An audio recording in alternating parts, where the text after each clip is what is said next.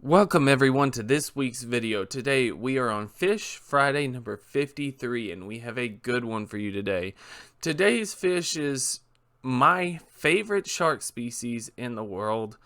Some people have asked me multiple times about, what is my favorite fish? What is my favorite shark? And those are hard questions to answer, but except for the shark one, because this is definitely my favorite shark. Today we are going to be talking about the Port Jackson shark. The Port Jackson shark, or scientific name Heterodontis portus jacksoni. Very easy scientific name to remember. Again, that is Heterodontis portus jacksoni.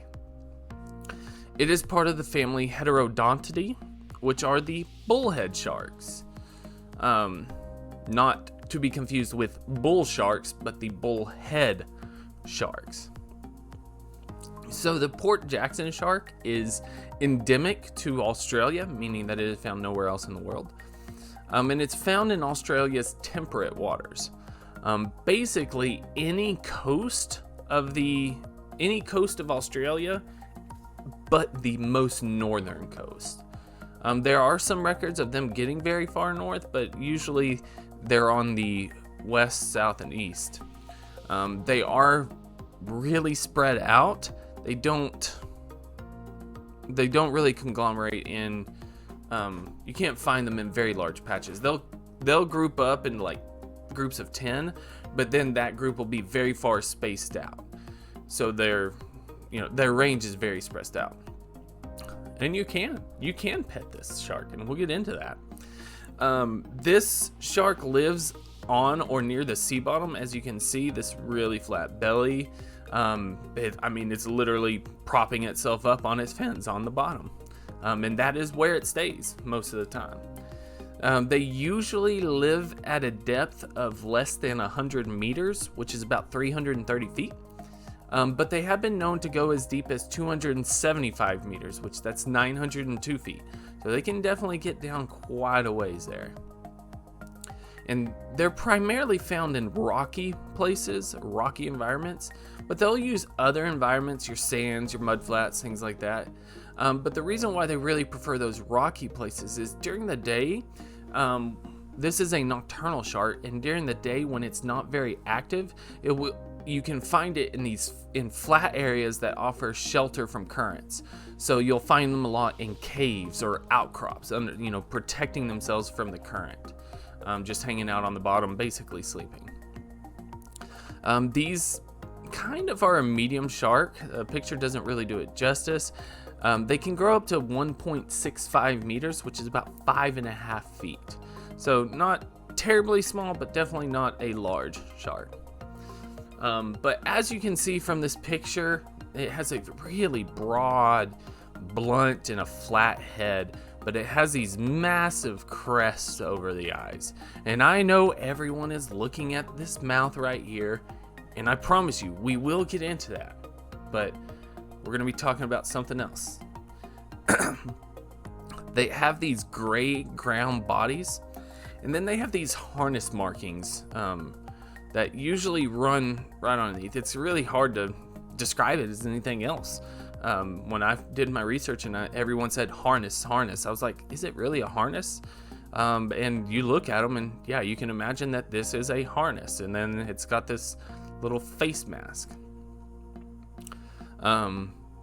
They also have 2 dorsal fins. Most sharks only have 1, but these very obviously have 2, and then they have this large spine at this forward edge, and there's rumors that spine is poisonous, but I don't really want to confirm that. War paint, nice. Then you can't really see it, but they have spiracles behind the eyes, which the spiracles help them with their breathing. The spiracles have in them secondary lamellae. The secondary lamellae are basically, think the alveoli in the lungs, those little air bubbles that we learned about in school. That's really what those secondary lamellae are, and that really helps compensate for the low oxygen in seawater. Seawater is not really high in oxygen content, especially the lower down you get, so that really helps them compensate for that, especially considering that these are not a very mobile shark. And kind of getting into that, they actually have the ability to eat and breathe at the same time. Sounds really weird, but that's actually very unusual for sharks.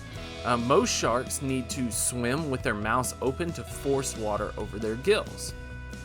However, the Port Jackson shark, the first gill slit right here is very enlarged, and they can pump water through. They can pull water in through that gill slit and out the other 4 gill slits right behind it. Because it can physically pump water across the gills, that means it can stay very stationary for long periods of time. So unlike other sharks, this can actually stay still. It doesn't have to be cruising around to breathe, which is really important. These are not an endangered shark. They're relatively common. Their populations are not really declining, but scientists do use them to study bycatch from fishing vessels, so that, if a fishing vessel comes in with one of those, just to notice how the population is doing, things like that. But now, the interesting fact, and I know y'all have been waiting for this. We're going to be talking about the mouth and what goes in the mouth.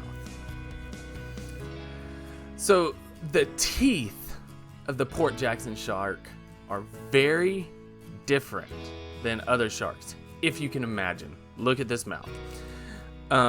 They're not serrated, and the front teeth have different teeth.